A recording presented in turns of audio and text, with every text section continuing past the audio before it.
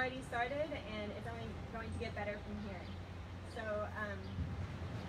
I'm very conscious of the fact that it might rain this afternoon during our event. So if that does begin to happen, then we have 2 tents that we can stand under if it's a temporary event, and if it's not, then we'll organize from there.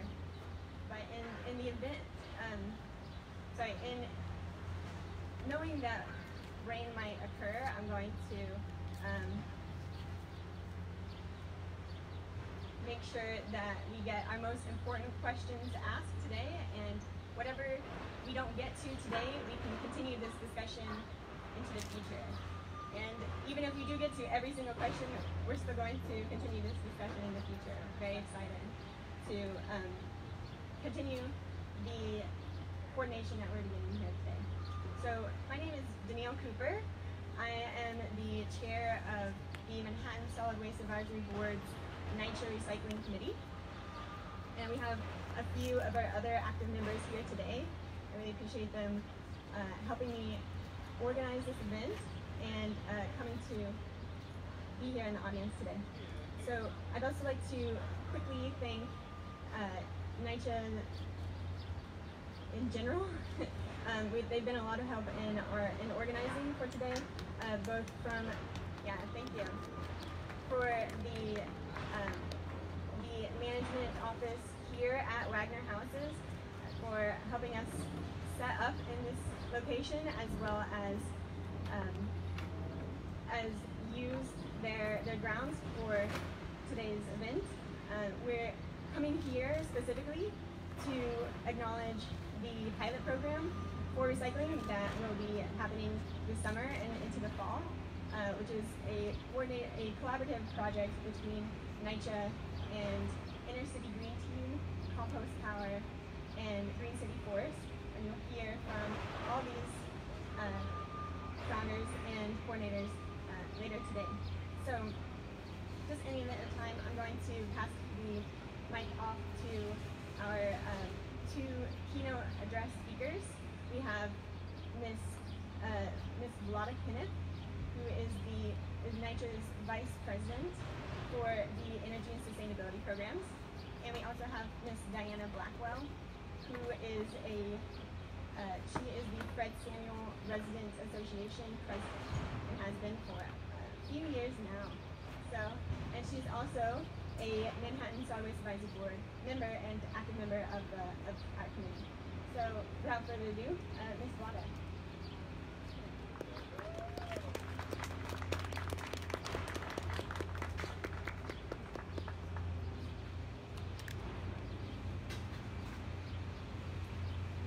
Thank you for that introduction, Danielle. Good afternoon. Good afternoon. All right. Good afternoon. Good afternoon. As Danielle introduced me, I'm Vlada Kenneth, the VP of Energy and Sustainability at the New York City Housing Authority. I am honored to speak at the NYCHA Recycling Forum, and I'm looking forward to the many important ideas that will be exchanged here today. As many of you know, NYCHA operates the largest housing authority in North America, home to a population the size of Miami. Many of our residents are economically vulnerable and really can only afford to live in New York City because NYCHA exists. Unfortunately, many of our buildings have not received the capital investments they desperately need.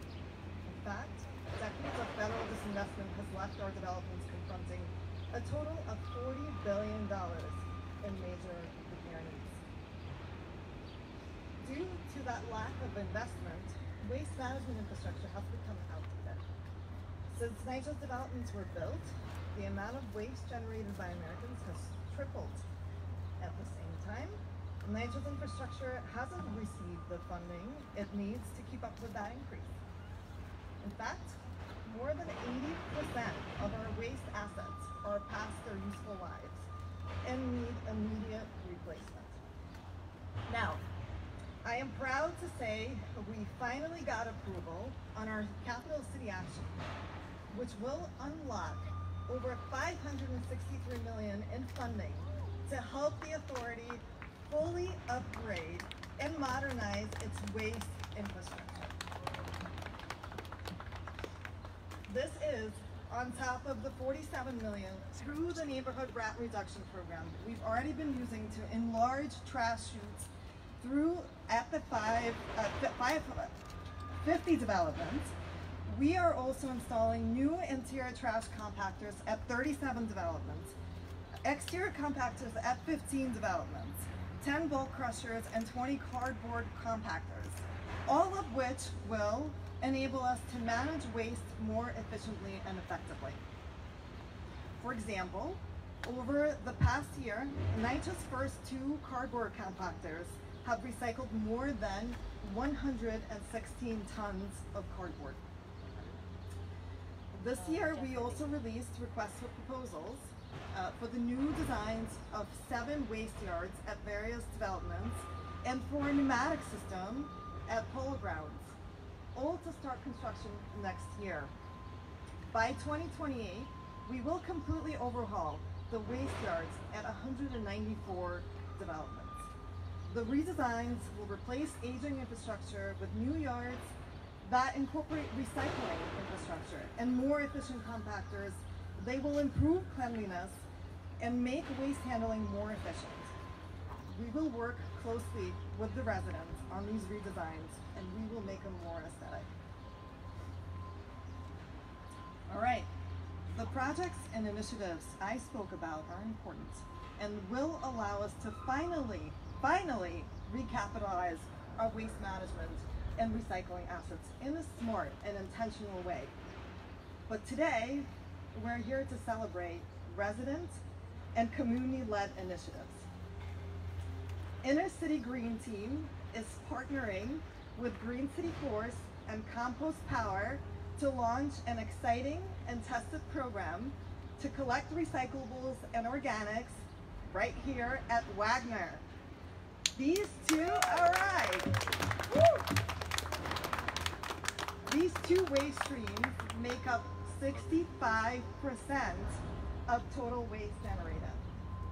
Not sending these materials to a landfill is not only great for the environment, it will also benefit NYCHA staff who won't have to move as much trash around. These initiatives will also provide education and job opportunities for NYCHA residents. Since 2016, our lead partner, Green City Force, has collected over 21,000 pounds of compostable food scraps from NYCHA residents. One Green City Force alum and former NYCHA resident, Domingo Morales, there he is, all right, is working to expand composting in NYCHA developments through an initiative he started called Compost Power. In 2020, Compost Power organized composting at 5 NYCHA developments that now can process at least 50 tons of organic waste per year. That's 100,000 pounds per site per year. Come on. Finally, the team that ultimately brought us here together today, Inner City Green Team and the NYCHA resident Bridget Vicente. In 2018, Inner City Green Team piloted an innovative service delivery approach to collecting recyclables in Brownsville, employing education, accessibility, and convenience in the form of at-the-door pickup, and the use of data and incentives to influence lasting behavioral change.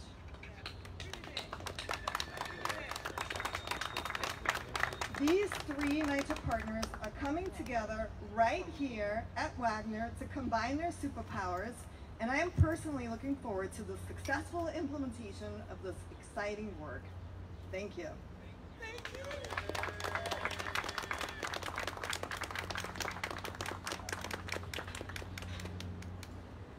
Thank you so much, Ms.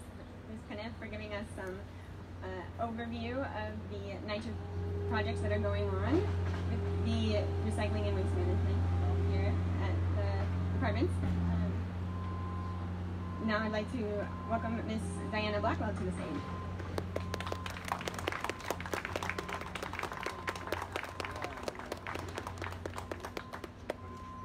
Thank you, everyone. Good afternoon, and I am so excited with that news. I'm really, really excited. So I'm going to go ahead. After hearing that, I really don't even want to say anything. Just want to sit down and clap and wait. But my name is Diana Blackwell, and I am an appointed member of the Manhattan Squad, but I'm also a resident leader, as you heard, in Central Harlem. It is a great pleasure to know that NYCHA has a plan that will help us bring our complexes into a cleaner, greener, and healthier home, inside and out. This plan will help us reach a goal of reducing the greenhouse gas emission by 2050. Seems a long way out, but it is not. But most of all, they want to reach this goal along with our involvement.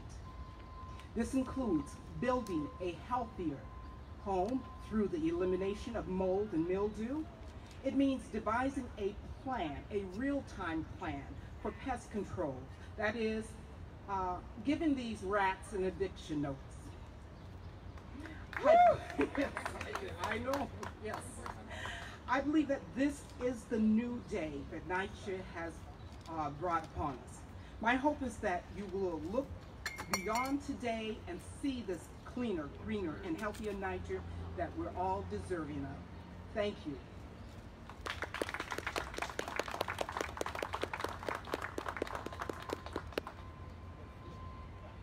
Thank you so much. So I'm going to get my questions for the first set of speakers, and then we'll start part one of the discussion.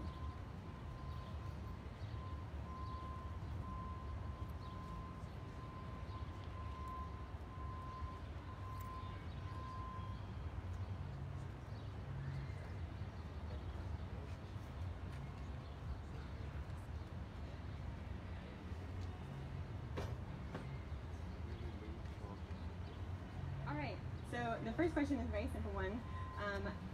Let's back up. Who do we have here on stage with us? So, on our audience's left, we have Mr. Alfred Ferguson. He is the Vice President of NYCHA's new Waste Management and Pest Control Department. In the center, we have Ellen Zielinski. She is NYCHA's Director of Energy and Sustainability Programs. And on our right, we have Jose Oquendo, and he is NYCHA's Director of the new Waste Management and Pest Control Department. So we're so excited to have so many NYCHA officials who are so passionate about waste management and sustainable recycling programs for campuses across the city. And without further ado, I would like to thank you for taking the time to be here today, and start off by asking, what are your roles in NYCHA's waste management?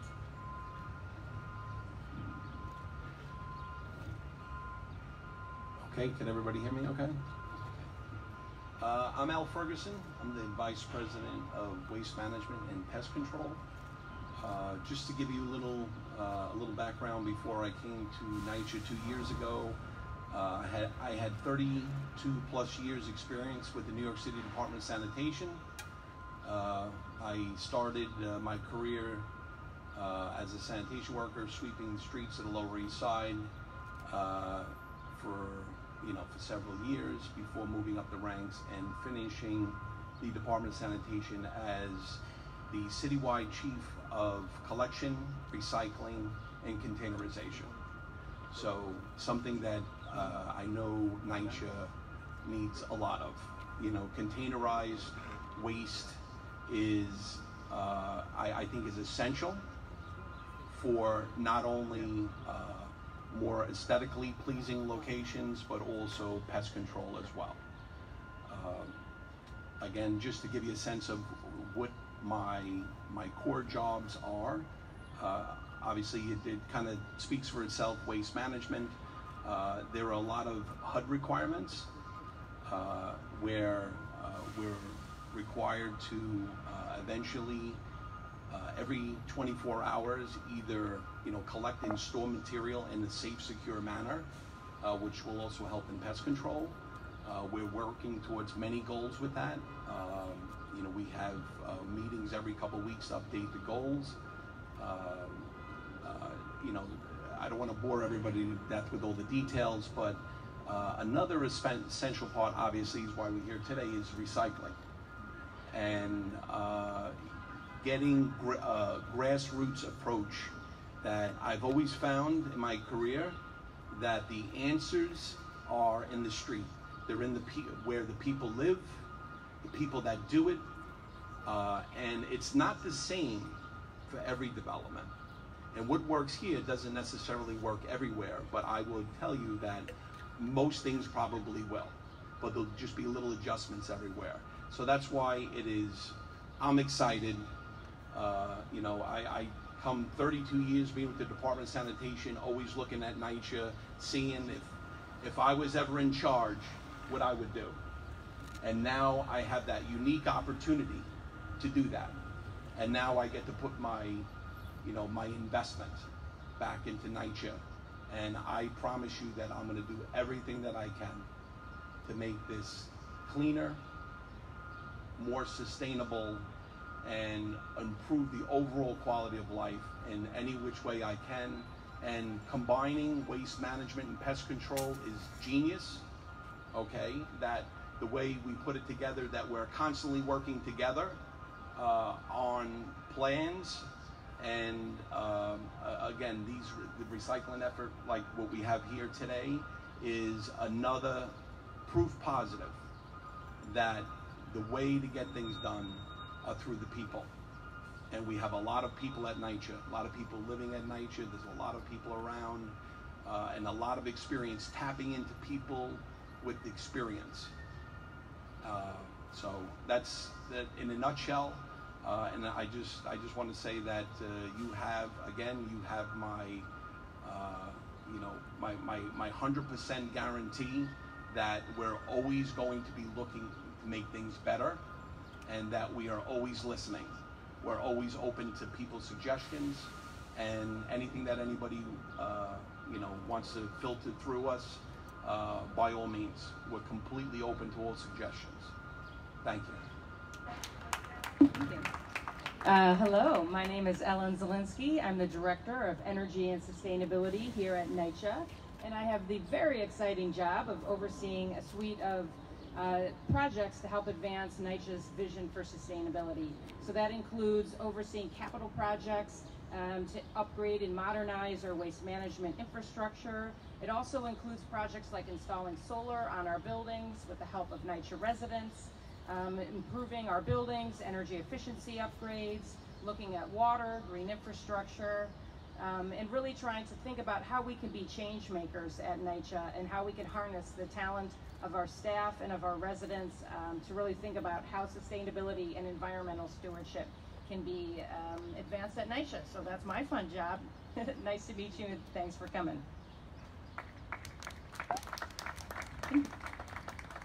Well, good afternoon, everyone. My name is Jose Oquendo, and once upon a time ago, I used to live here at Wagner houses. I was actually born here.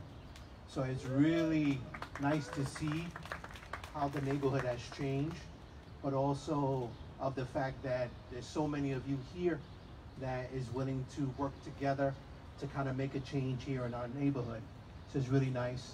So as a director of waste management, my primary goal is to work with operations, so working with the manager, superintendent, resident leaders, and residents just like you, because there's one core principle I believe in, and that's teamwork. And if you, my acronym in my department that I like to use is TEAM, was together everyone accomplishes more, right? So it's nice to see everybody here. If you hear the machine running behind, that's the reason why they're running behind, to make sure that things is clean. One is our core function is to make sure that the properties is pristine, right? The best of their ability. but also to make sure that if waste is controlled better and we have great resident participation and everything goes where they go, then the eviction notices for the rats they will leave. And that is our primary function, right? Is to make sure that you're living in an area where it's rodent free, right? And there's a lot of work to be done. We are a brand new department, but we're happy that we exist finally in NYCHA. And we have great leaderships. If you notice, we have our CPD right in between us, right? And it's because we want to work together as a team, right?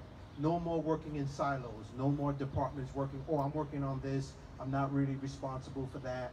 No, we have to work as a team to see the difference, right? So that's our goal. So I'm happy to be here. I'm really excited. There's a lot of people. I wish there was more people so we can go and knock on doors, right? But it's okay. This is the start. This is the start, and that's where it begins first. So when you hear, I'm really happy that you're here as well. So thank you, and I'm looking forward to talking more with you later on. Thank you, everyone, for your introduction. So, as we kind of heard Ellen and Alfred and Jose all mention, this year NYCHA has is in the process of releasing 2 important documents on the topic of waste management. So we'd like to start by diving into the Pest and Waste Management Action Plan that was released in January.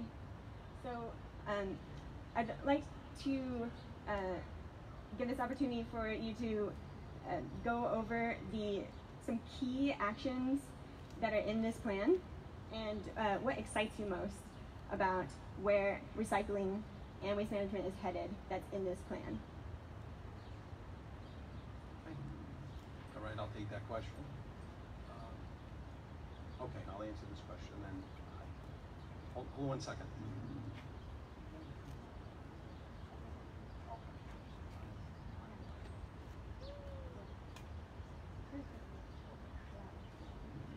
All right. I'm sorry, I probably should have had that conversation about an hour ago. My fault. We're trying to be mindful of the weather, and that people come out here. I want to make sure that everybody has access. I'll stay here as long as you want me to stay here. The skies can open up, I'll stay here. Thank God this is battery powered. So the pest and waste action plans, the document is something that we've been working on for, I would say, over 2 years, to come up with all the details, and just basically to break it down to the simplest components, because we don't have that much time.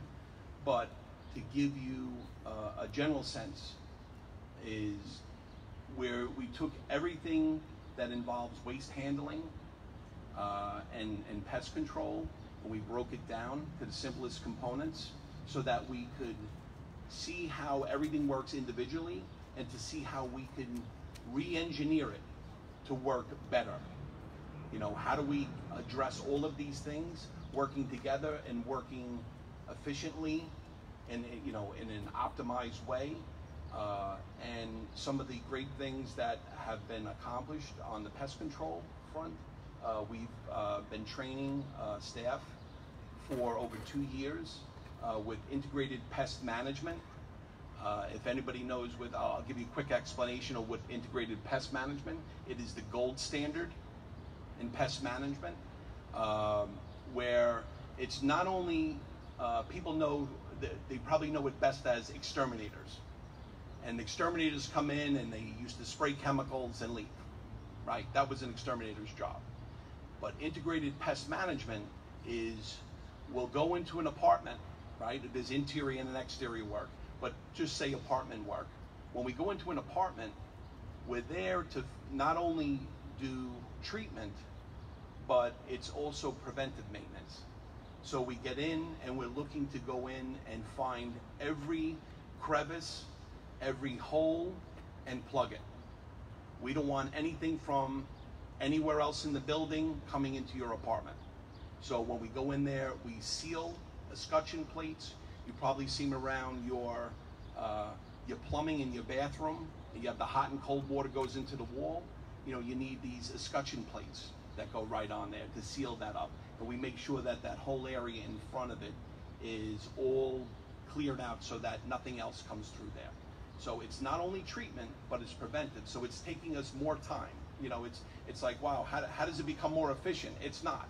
It's actually, it's an investment in the future so that we have better pest control overall. That we don't, when we get into an apartment, which it's tough and people's time is valuable to them, that when we not only get into your apartment to do the treatment, what you called us, but we make sure that we take care of the other things while we're there.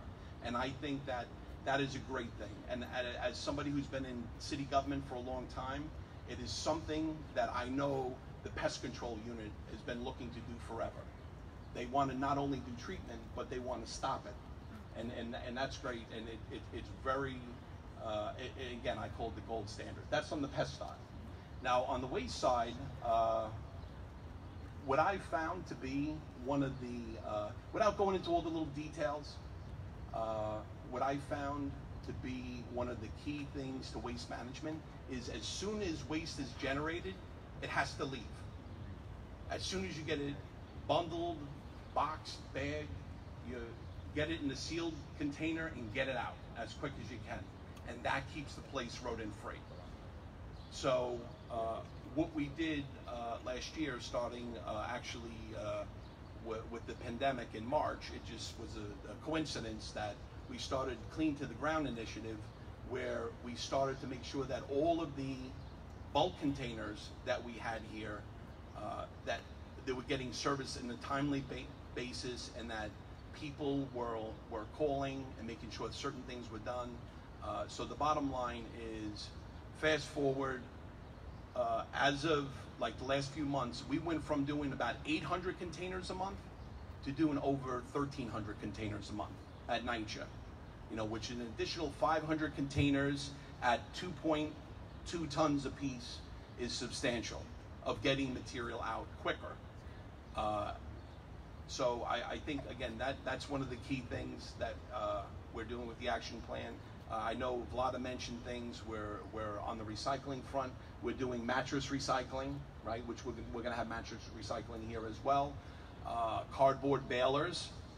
But we're not only just putting out equipment, we're putting out intelligent equipment that could report back to us and that actually create forms and reports to us that say, is this baler being used? Because if it's not being used, that means they're not effectively managing their cardboard, because the baler has to be used every day, multiple times a day, and it has to be fed.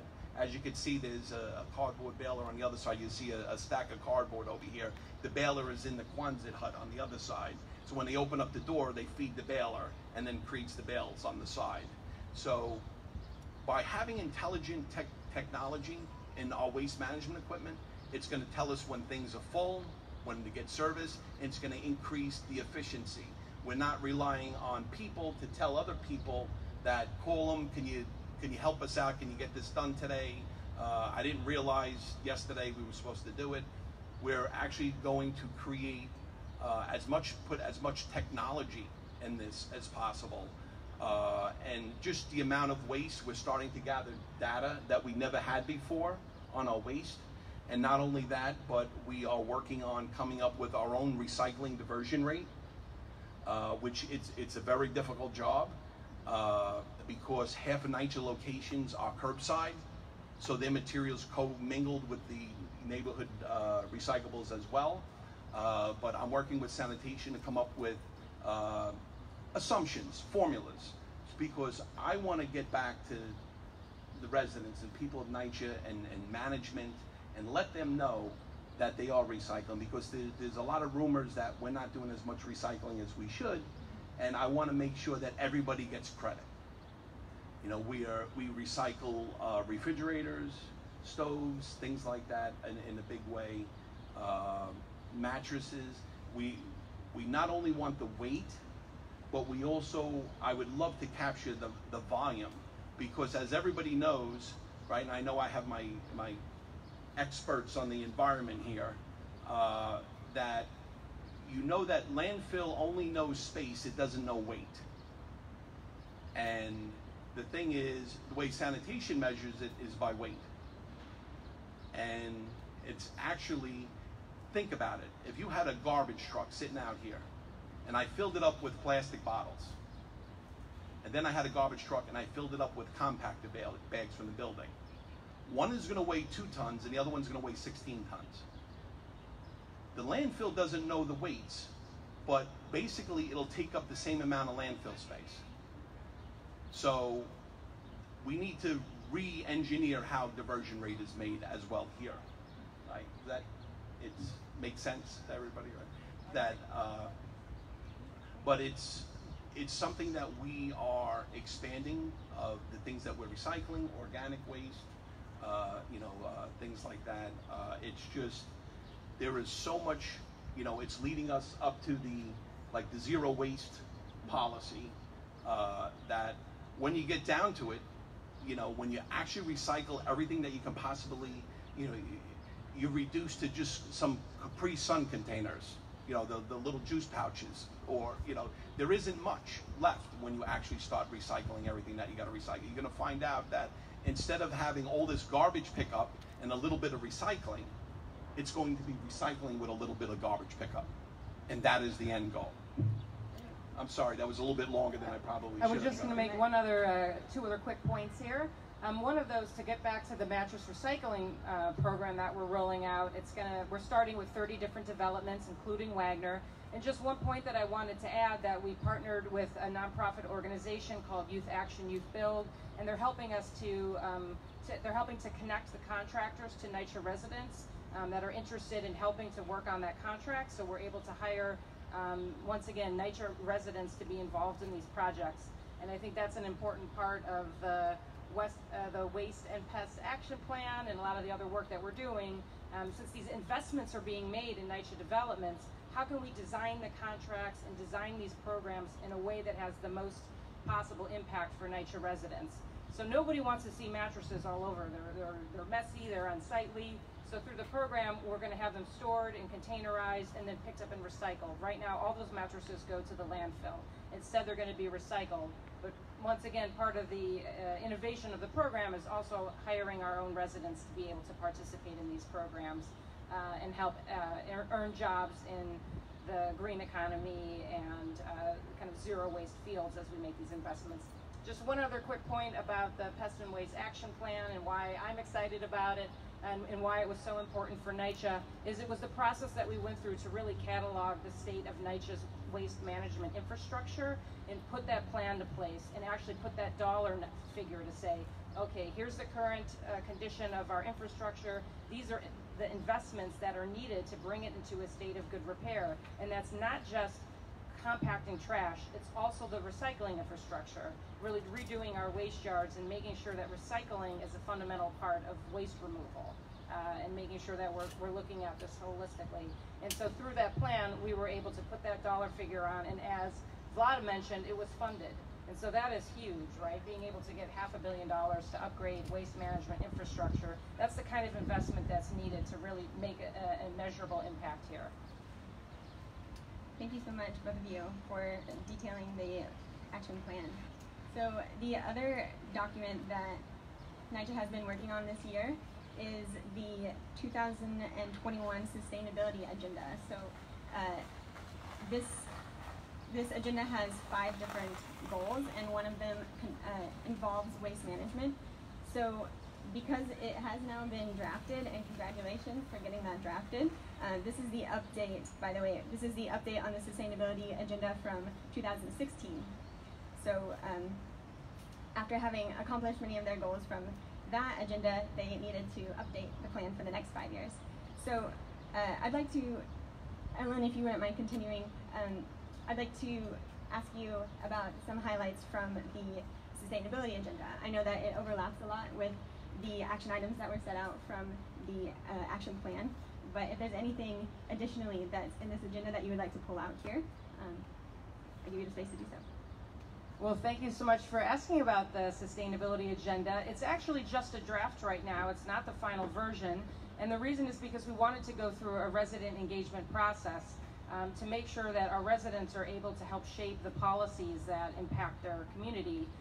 So we're going through a process of meeting with community-based organizations.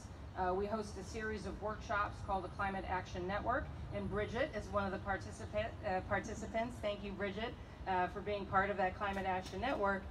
We wanted to select residents that really have a passion for these topics and can help shape how that document is going to be, the programs and policies that are going to be included, and then the final version will come out in September. So that version is trying to take things to the next step, right? It's a reflection point.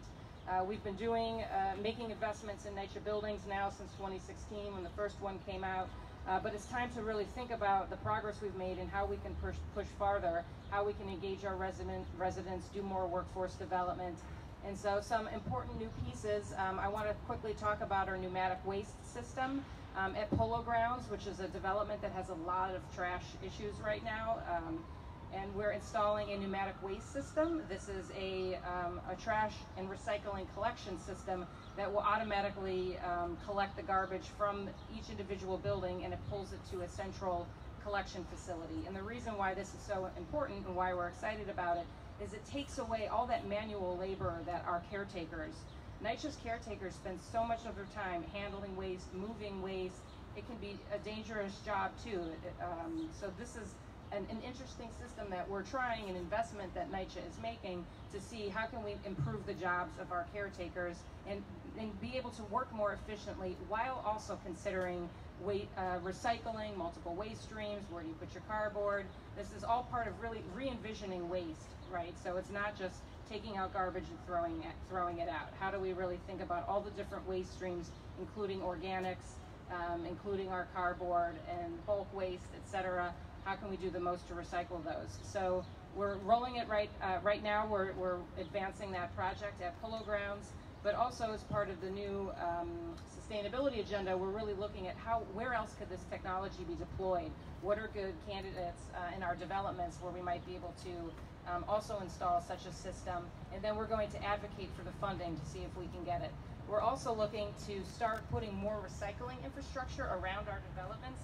Right behind us, you see the green and the blue bins, and you know, those are great and residents use them, but if you think about how many apartments that is, if everyone was putting all their recyclables in there, it's very limited capacity.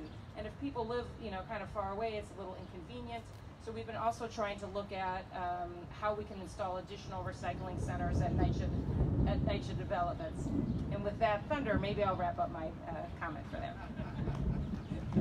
Thank you so much. Thank you so much. So one last question that I wanted to ask is, the NYCHA Recycling Committee is very excited that you have pulled together a new waste management and pest control department. And Al, you mentioned that you, as a new department, you would love to hear feedback from residents. And so Jose or Al, I would love to hear if you could explain to residents who are here in the audience how they might do that. So one of the ways is effective communication, right? So do you know the superintendent at your location? Do you know your manager at your location, right? These are the introductions that we want to give with you so you can get to learn them, know them, and then we will help develop that relationship with them, with you, right? It's very important that the management office is involved because this is their purview. This is their responsibility. My job, as well as Ellen's and Al's, is to make sure they're doing their job, right? And that's effective communication. So one of the ways is a forum just like this, right? Where we can talk to one another amicably, right? Not yelling at one another, right? But also not just talking about problems, but looking for feasible solutions that we can do together, right? And that starts here. That starts with you, right? And that's why we're here, right? Again, I've worked for NYCHA for 28 years. I was a NYCHA resident as well. And the way I got myself involved is I started to work for NYCHA to try to fix what was the problem within. So, and I'm hoping that I'm in this position now to kind of help resolve some of these problems that we do experience as residents, right? So that's one of the ways you can start. But again, we're going to be here, right?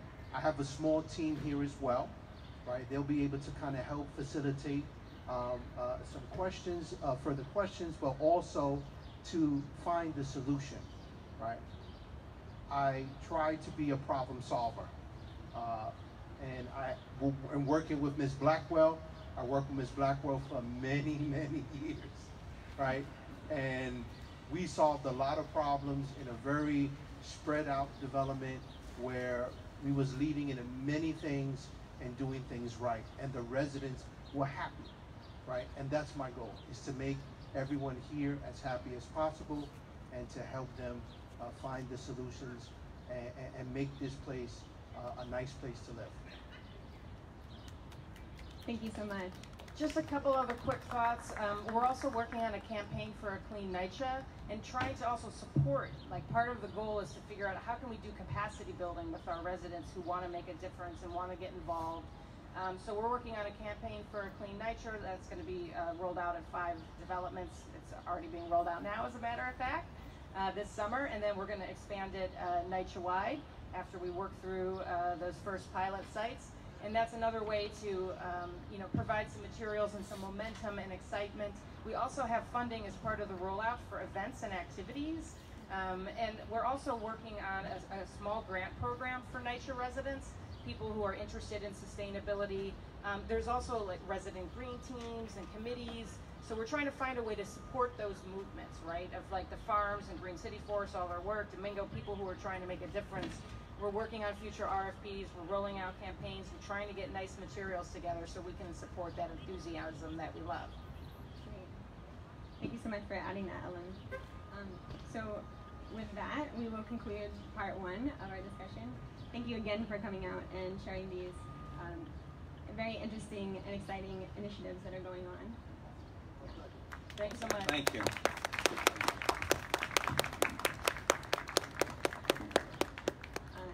And with that, I would like to welcome to the stage our speakers for part 2. So if we could have John Johnson, co-founder of the Inner City Green Team, to the stage, as well as Domingo Morales, the founder of Compost Tower. So help me give a warm welcome to our second round of speakers.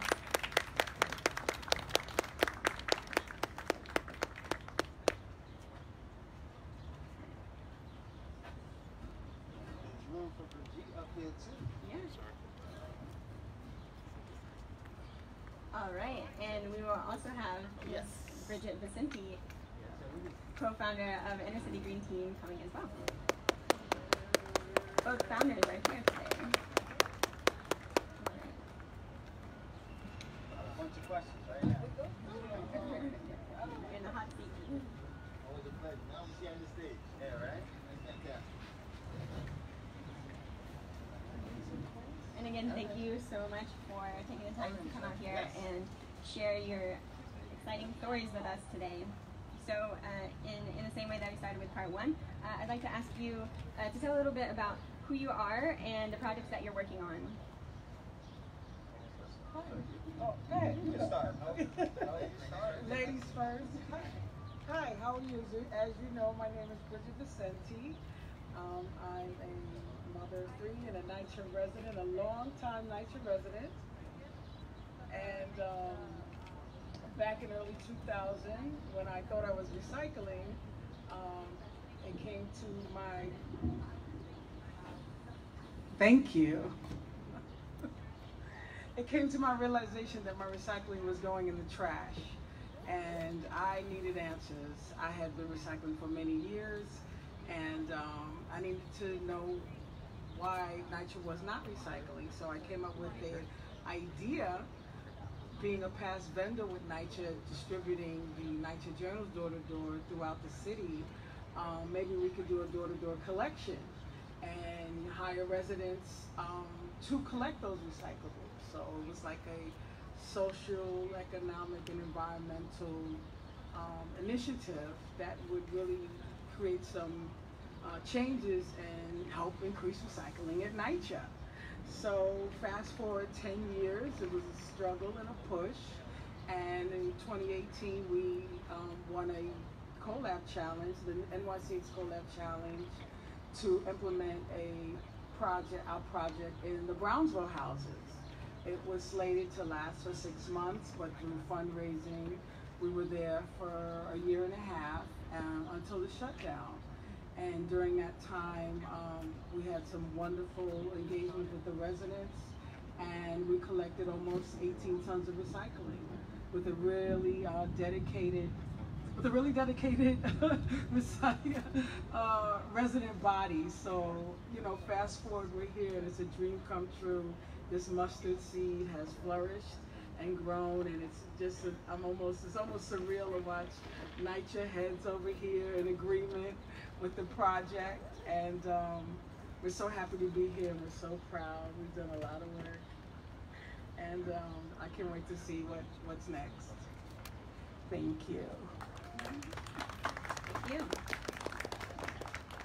Hello everyone, my name is Domingo Morales. I am a NYCHA alum, I like to say. I am a product of NYCHA, grew up in public housing my whole life. I really didn't learn about sustainability until 2015 when I joined Green City Force, and I joined the farm team, started to learn about urban farming and composting. But you know, up until learning about Green City Force and the sustainability world, I was just working dead-end jobs, just like most NYCHA residents, just trying to make a buck, trying to make money to feed my family, and I really didn't have time to focus on sustainability, climate change, any environmental issues, so I thought. But 2015, Green City Force really changed my life, and I started to learn about composting, and I fell in love with composting. And just 7 months after serving with Green City Force, about 3 months before my graduation, I applied for a job with the Brooklyn Botanic Garden, and I ended up getting it. And this was one of our training sites. So as core members, we went to this compost site in Red Hook to learn how to compost. And 1 week I was the person learning, the next week I was the person teaching. And that's really how it started for me. For about 5 years, I worked at the Brooklyn Botanic Garden, training other young adults from NYCHA, teaching them the soft skills, you know, how to manage a site, how to manage volunteers, data, how to use Excel spreadsheets. These are the soft skills that you can use in any career. And I learned, like, hey, something as simple as recycling our waste, doing it by hand, can teach us how to navigate any career. So for me, I always wanted to expand what we were doing out at Red Hook, but I really didn't take the leap. I was afraid to take the leap. And then COVID happened, and I got laid off like 3 months before my pension was vested. And I'm like, oh man, like I worked for this place for 5 years and I just got laid off. I have to start over, I have to look for another job. And it was the grit that I got from Green City Forest, from NYCHA's resident training programs. And I'm like, no, I can't just give up. I spent 5 years of my life learning this craft, mastering composting. Let me just start my own thing. And I reached out to Green City Forest, the people who trained me in the beginning, and I'm like, hey, I'm a master at composting now. Let me come and bring those resources back to Green City Forest where I started. And I just started doing the work, building compost sites, renovating the existing Green City Forest composting sites. And then like a month into that work, I found out that I won this big grant, this $200,000 prize that would allow me to build more of these compost sites and to hire, you know, New York City residents, GCF alums. So I'm proud to say that, you know, I started September of 2020 actually building out these sites. I started with no sites. I now have 6 sites in New York City, looking to build some sites in Queens. And in the next 2 weeks, I'm actually going to be hiring 10 GCF alum to help me do this work. So not only are we recycling organic waste, educating residents, bursting that bubble, teaching them sustainability, but we're actually creating career paths. We're actually creating jobs in these communities where we didn't get these jobs in the past. I'll stop there. Yeah. That's great. Thank you. Hello, ladies. Good afternoon. I'll make my comments brief. And I know that's hard for me to do sometimes. My name is John Johnson, and I'm co-founder and co-director of the New City Green Team with Brigitte. I'm sorry, I get that confused sometimes. And you know, I liken our partnership over the last 10 years, as I always say, a man on a mission and a lady with a vision. You know, Bridget sort of envisioned this idea of how could we possibly, you know, engage residents to come out and, you know, recycle. What is it that we need to do? There wasn't facilities available when she found out that that wasn't the case, that her material wasn't going to where it was supposed to. She said, let's do something about it. I was at that time a recycling coordinator for Grow NYC, basically figuring out how to improve recycling rates in New York City. And this idea sort of intrigued me, and you know, our whole goal was to work with community-based organizations and support their efforts. And from that point on, we sort of led this march towards where we are today.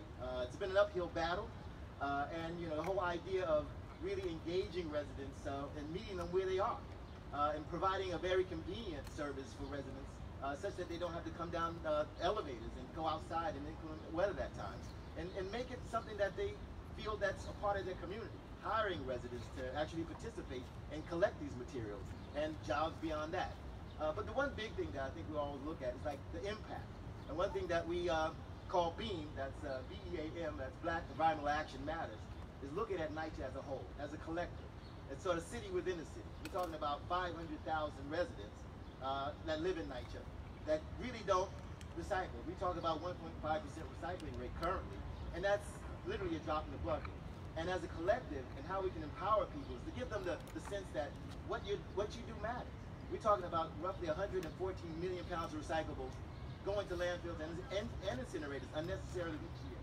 And what does that mean if we can actually make a difference and divert that material? Some of the things we looked at was how many truck trips that we could take off the road each year. And that's about 190, that would be equivalent to taking out 190,000 cubic tons of CO2 each year. That's like 200,000 cars off the road if NYCHA residents just recycle. That's the kind of power that NYCHA residents can have. What kind of money that we could save New York City in taxpayer dollars by diverting that stuff from landfills that go as far as, you know, North Carolina, South Carolina actually, Ohio, Pennsylvania. What can we do as a community to have some sense to be engaged in this process of sustainability? NYCHA residents, in my experience, felt that they had no connection to the environment. And this program will allow them to be able to, at their door, you know, recycle and really participate in this program and understand that the power of NYCHA, a city within a city, what they can do to really affect how this planet and the future is going to be through their actions. And I don't think that they had that opportunity before, and that's one of the things that we want to share with folks. So I know we're going to be asking some questions, and I hear the thunder, so I'll cut my comments short and we can go to the next thing. Okay. Thank you so much, John. All right, so kind of tying on what what both organizations are doing individually, can you talk a little bit about the pilot program that you're doing here at Wagner, when it starts, what the program is doing and how you're working together, and anything else that you'd like to share for the residents that are here today? Oh, okay. I think many of you are familiar. We're going to do a door-to-door recycling collection initiative, whereby residents will put their recyclables outside their doors in our blue and green sort and store stations. They are blue and green bags where residents will sort their metals, glass, plastics in one bag, paper and cardboard in another. We'll have a crew come by within a window of time, that window of opportunity. I believe at Brownsville was between 8 and 10. Those bags will be collected and ultimately wind up curbside for the recycling truck to pick up. Once residents actually participate in the program, their participation will be registered, and they will be getting what we call eco points. Those eco points can accumulate and they can redeem them later for, I think at this point, we got green market bucks, and that's really important for folks, particularly in these food deserts, like with NYCHA, many NYCHA developments are, to have access to fresh, healthy produce. So that's one of the incentives that we're providing off the bat. Not only when they recycle will they get eco points, but when they participate in the compost drop-off program. We're working with a company called Scan Scraps, and there they'll be able to register their participation every time they drop off their compost and get eco points as well. So you can get eco points just by doing daily activities from composting to recycling. Ultimately our goal is to hire NYCHA residents. And just from some of our estimates is that we'll be able to hire over 1,200 residents just to do the collections at this point. And we think that's an underestimation, in fact. So in a nutshell, That's what we're going to be doing. Domingo? Nice. They're amazing. So Compost Power, basically, we have about 5 compost sites throughout public housing. We still don't have any in Queens, but the one here at Wagner Houses was built a few months ago. We've already started processing some material. There are bins along the compost site that residents can drop off their food scraps in. And the idea is we would have at least 2 times a week where residents would be able to drop off their food scraps at the compost site, but also get a hands-on training, get a workshop. This is where your compost actually goes. The problem with the brown bin program in private neighborhoods was a lot of people didn't believe it was being composted. And because of that, they were throwing trash in it, or they just weren't using it. There's a lot of landlords that sort of put the brown bin in the back of their building and forget about it. The idea about Compost Power being by hand is we can show residents we're actually taking this, what you think is waste, and we're turning it into a resource. We're making soil where you can see it. So we plan to have workshops where kids can come play with worms and learn about fungus, bacteria, and insects, where residents can have jobs, where we actually create jobs where residents are there training people. They're the educators, they're the leaders. Because, you know, when it comes to the compost project, where I come from, where I got my training, it was really homogenous, and there wasn't a lot of people like me in that world, in that circle. So the point of Compost Power is to increase diversity in the sustainability world and show that, you know, the NYCHA residents are problem solvers. If anybody's going to do this sustainable work, this innovative work in New York City, it has to come from public housing. 1 in 15 New Yorkers is a New York City Housing Authority resident. If there's not a genius in that bunch, then I don't know what to do. So my idea is to just give residents the opportunity to have the power to take over these systems and create other people just like myself, other people just like Brigitte, where they can innovate and create more sustainability programs and really create a space in NYCHA where everybody's trying to make the world a better place by doing little things.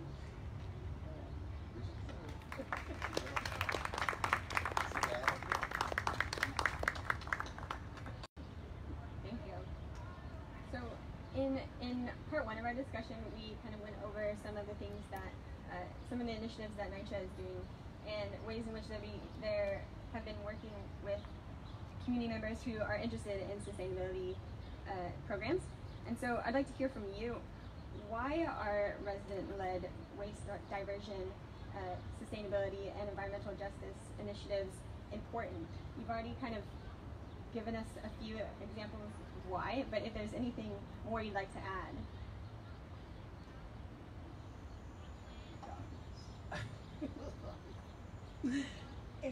It's very important because we need to be a part of the solution. Some people feel that they don't have the capability that having a voice when it comes to climate change, that it's just the problem is just too big for one person to handle, but collectively, you know, they learn, and that's what we teach, that your individual action matters. And when we teach them when we teach them to become empowered, it's a light goes off, and they really feel that they are capable of doing something, because now it's a compounded in a collective way, and it just becomes infectious in a good way. When residents see other residents doing it, they automatically want to be engaged as well. They want that thing that resident is doing, or what that resident is getting. So it kind of like, you know, becomes its own thing, you know. So, but we're here to, you know, open that gate and to let all the education that we have and all the benefits that we all have, you know, just flood in to all the NYCHA developments. Right? I was just going to say really quickly, exposure. I just think if I learned about the things that I'm teaching when I was 18, fresh out of high school, NYCHA would be so much further along. I believe, because like learning these issues when I was 23, I just feel like I was late. There's charter schools that were coming, kids that were 13, 12, they're in private schools, and they're learning from me. But the community, the public housing community, is very rare when those schools will come out to Red Hook and learn this stuff. So I just feel like it's important to include them because everybody else is already getting this. All other communities in New York City, they're already getting this from when they're kids. And we need to bring that throughout New York City. Every New York City resident should be learning this from when they're young to when they're growing old. So I think including, public housing residents and marginalized communities only makes sense so everybody starts on the same footing. Yeah, I agree with that. As we mentioned, NYCHA essentially was left out of the conversation when it came to ideas of sustainability.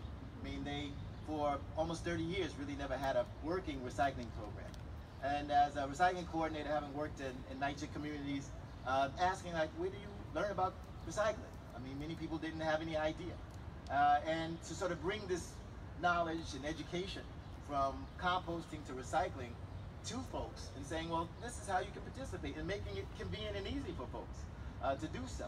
And looking at, as a collective, what does the power that NYCHA communities have if they all pitched in?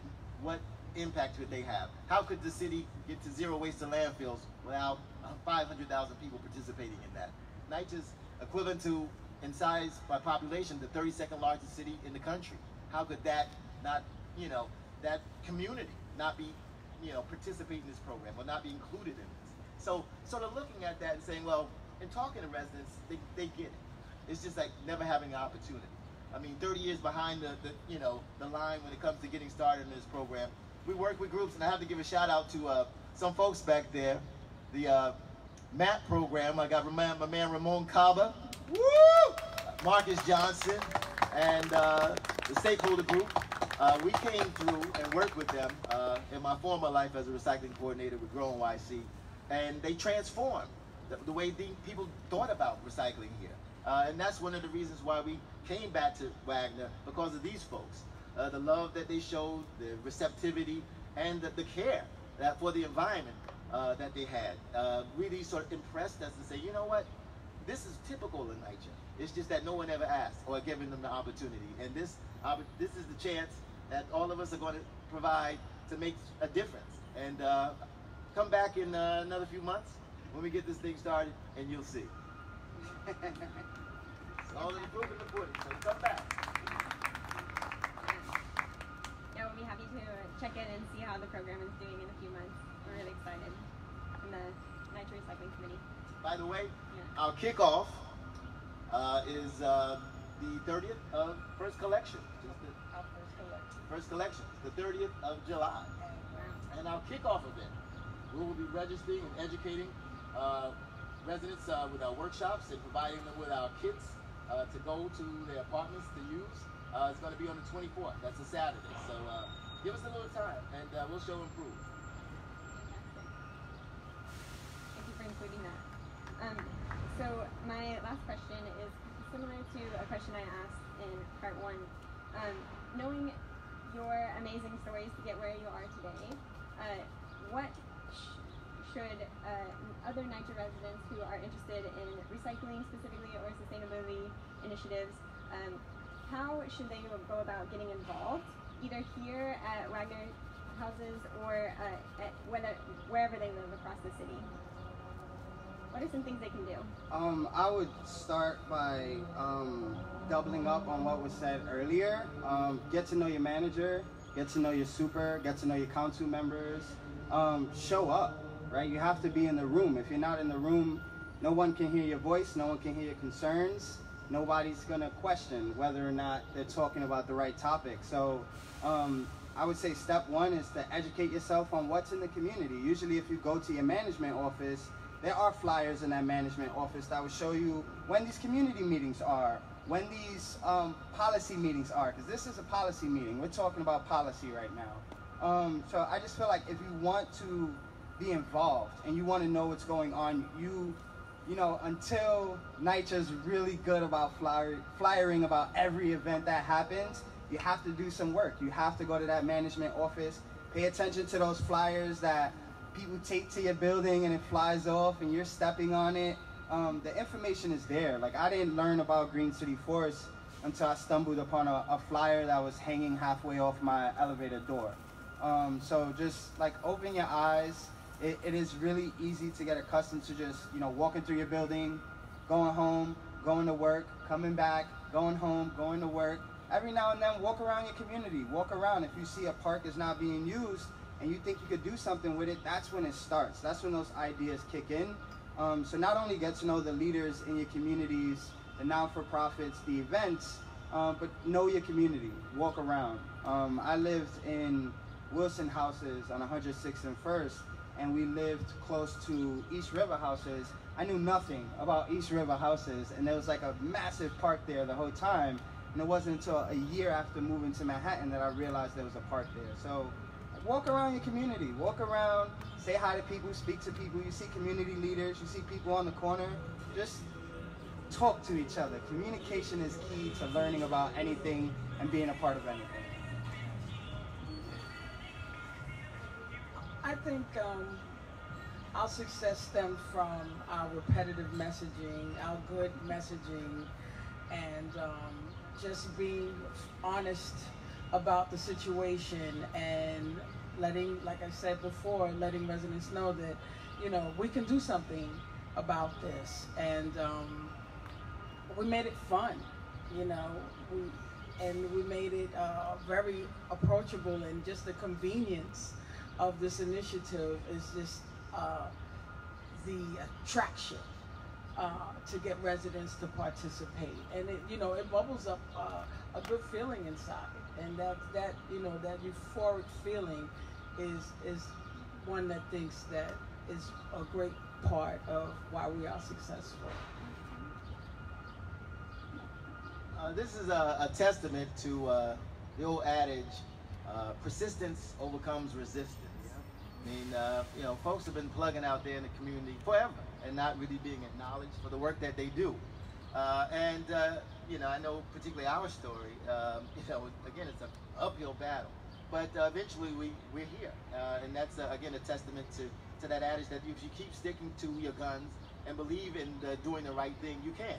And whatever it is, I mean, be it from planting gardens to recycling to composting, as Domingo said, get involved. You know, education. And I think one last thing I like to say is call us up. You know, compost power, Inner City Green Tea. Our ultimate goal is to expand this program throughout NYCHA's entire inventory. So if you want us to come to your development, let us know. And we'll see what we can do to make you next on the list. Thank you. And is there a place that we can follow you on social media, or do you have a website? Our website is innercitygreenteam.org. We're on Twitter at ICGTWorks. We're on Instagram at innercity lowercase. What is it? The underscore green tea. And at Facebook, which we're working on changing, is we're greening up NYC. Yeah, for me, you can follow me on Instagram, Compost Power, at Compost Power. And then you could also email me at dmorales@compostpowernyc.org. The website is still in progress because I'm a bit of a perfectionist, but it will be going up in about a week as soon as my staff starts and we have profiles of all of my staff. So, yeah. And you can also, email us innercitygreenteam@gmail.com. Great, thank you. So that concludes part 2 of our discussion today. Thank you again for coming. If you don't mind staying on stage, we are going to take a few questions from the audience at this time. So if you have a question, just go ahead and raise your hand, and we'll get a mic to you. And if you have a question for our speakers from the first part of the event, then we can. They're around here in the audience as well. So just let us know, and we'll pass the mic to them as well.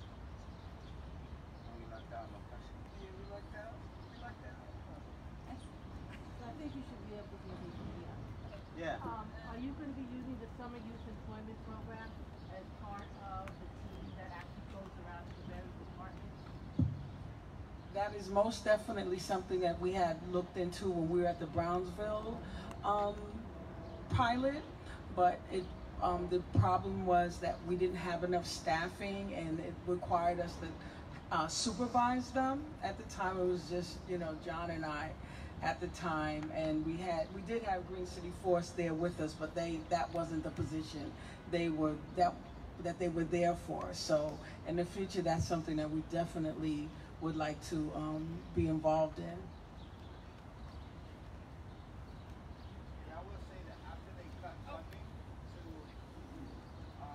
After the mayor cut funding to the Summer Youth Employment Program, so it's going to take a bit more time for them to get new partners. So kind of waiting for them to catch up on their rhythm, but also like they said, we need adequate staffing to supervise kids, because we're working with kids. But I think we're definitely going to keep track of all the job positions we create, the career paths. And when we get to the point where we have that staff, then we'll accept anything they're willing to send us. Because most of the work we do, we're doing it under budget.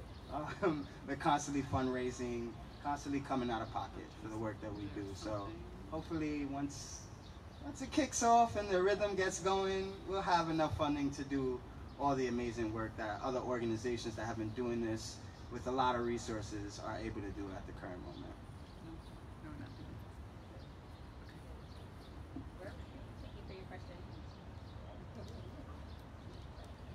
Are there any other questions for today? Or any questions online?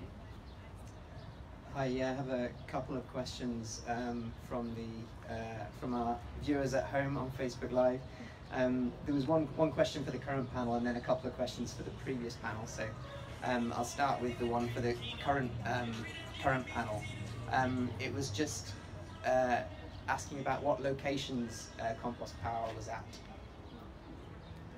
Yeah, we have one site at Baby Houses Farm in Canarsie, Brooklyn. We have another site, Howard Houses Farm, Brownsville, Brooklyn.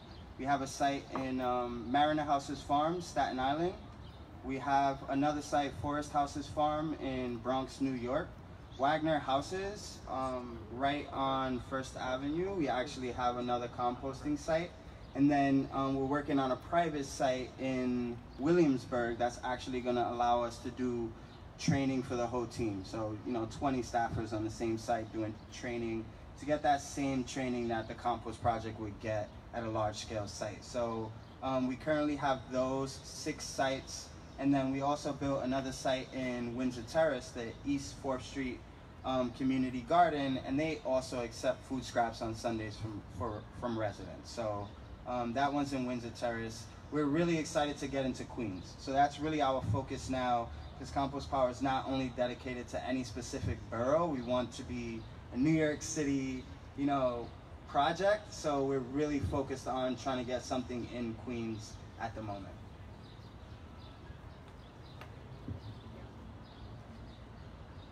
Thank you very much. I did also have a couple of questions for the first lot of panelists, if they are nearby.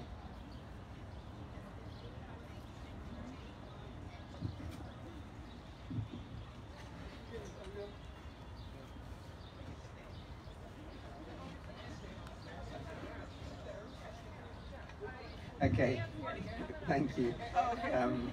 So the first question was about pest control in the NYCHA properties, and wondered if the pest control will have a focus on behaviour change, in order to tackle sort of one of the causes rather than the symptoms of rats.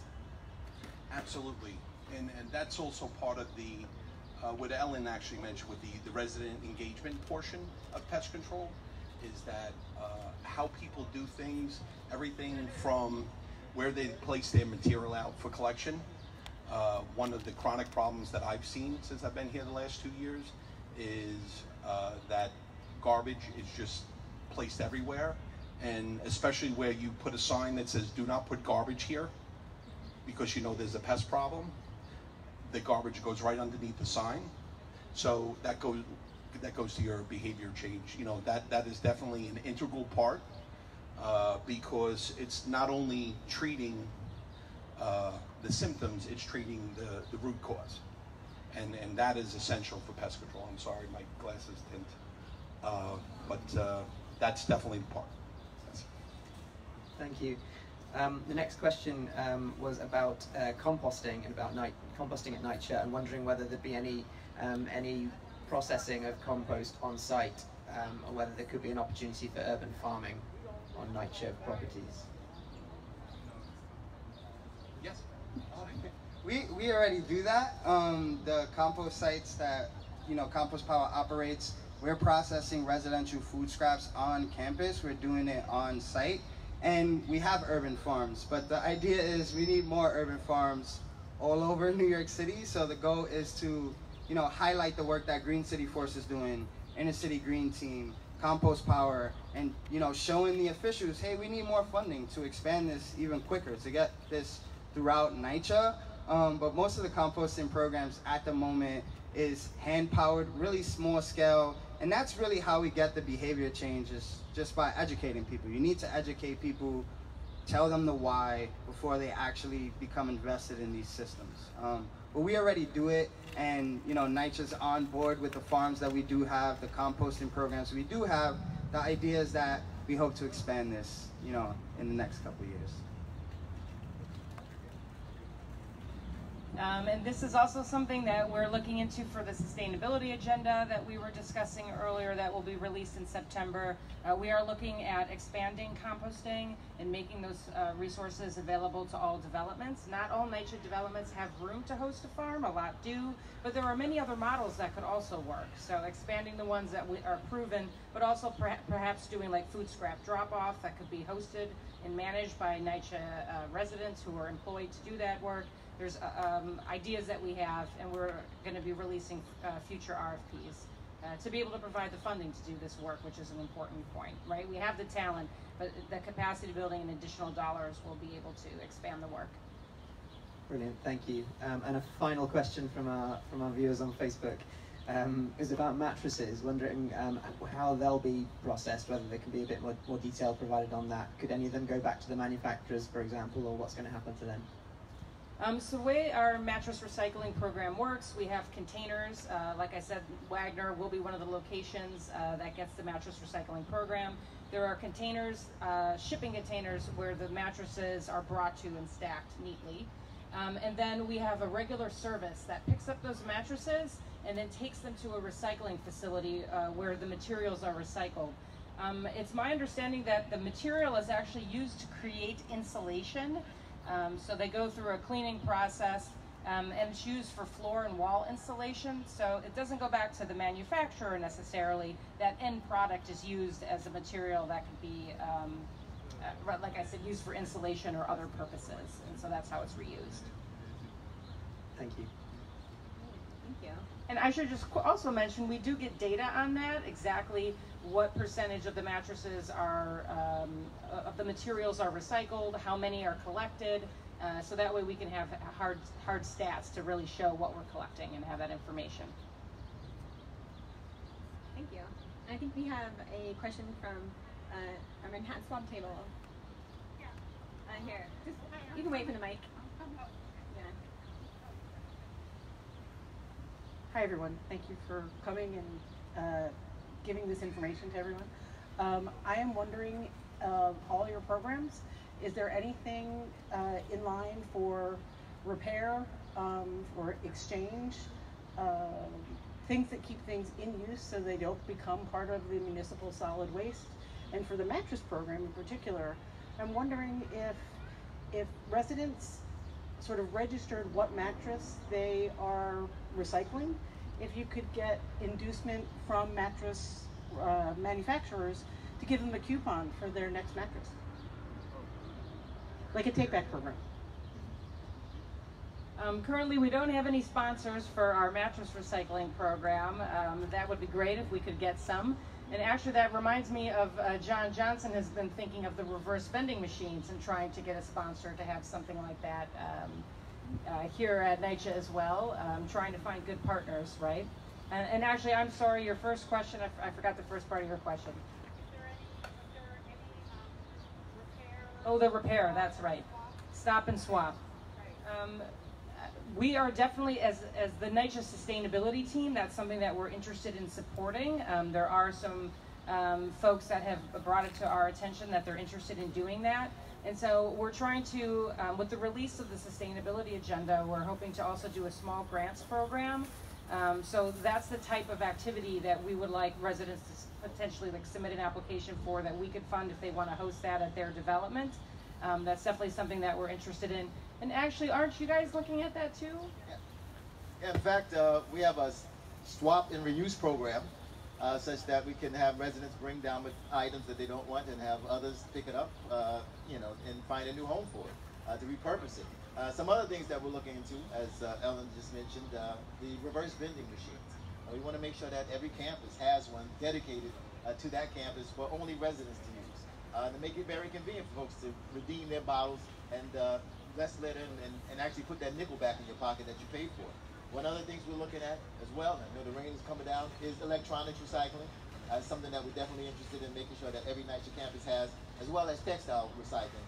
So we want a one-stop drop where folks can bring down their compost, their electronics, their textiles, bring down their redeemable bottles, all on the campus, making it a much more sustainable campus and a lot more convenience for folks to do those things. World peace. I mean, one thing we also, in regards to the behavior change, we hope that it starts now, right? So even though we are working on the infrastructure on things, we do have some that's already placed at the development that we want you to use it now. Because if I were to ask of a show of hands who recycles, I will hope that I get a lot of hands, right? Right? So it begins now, right? Start recycling now, because that's the whole point. So the behavior change starts today. I just wanted to give one quick shout out. I'd be remiss in my duty if I did, for Green City Force. So give them a big hand. They were our outreach, education, and collection team at the Brownsville Project. And they will be our team as well here at Wagner. So we couldn't do it without you. So thank you very much. And we look forward to working with all of you guys. Thank you so much. Sorry, is there one more online question? All right. Yeah, we're rolling in. A couple more quick ones. We have a very engaged online audience, so thanks a lot for all your all your inspiring words. One of our viewers wondered whether non-NYCHA residents could recycle their mattresses as well, or if it just had to be NYCHA residents. This program is currently designed for NYCHA residents. So the residents take their mattresses outside and our staff collect them, and our staff are the ones who are putting them into that shipping container. So at this time I don't think that could be utilized for the community at large, just NYCHA. Fair enough. And the same, you also wondered whether NYCHA buildings will participate in the brown bin program when it returns this fall. That is to say, in the districts that are, that are being offered by DSNY when it returns. I'll just say that we've had some preliminary conversations with DSNY, not certain yet, but something that we're looking into. Thank you. And finally, are the residents who are aware of composting excited about it?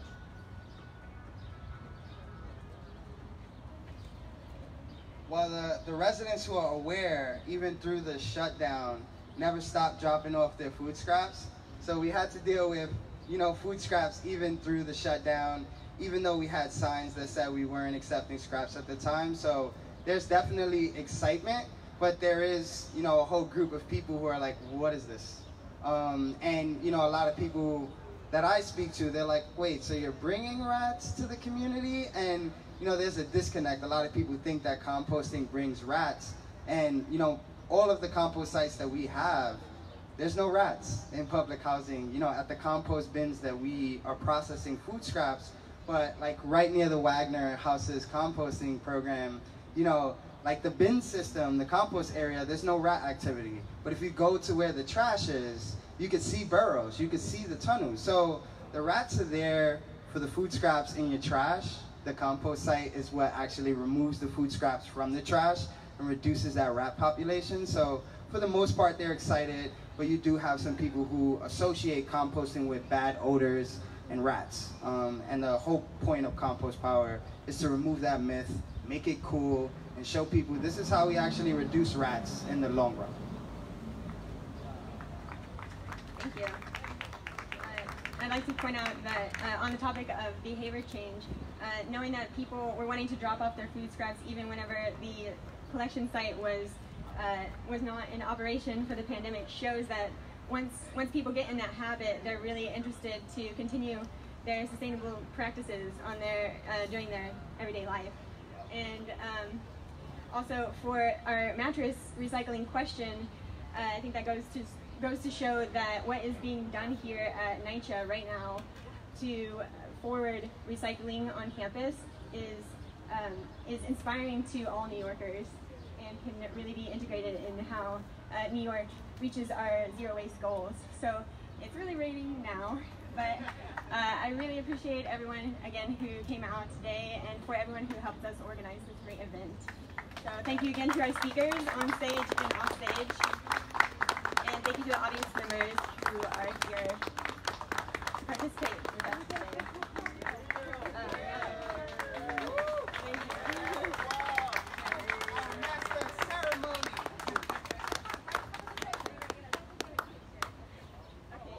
And while everyone sits down for the picture, oh, we're standing. All right. Okay. All right. So while everyone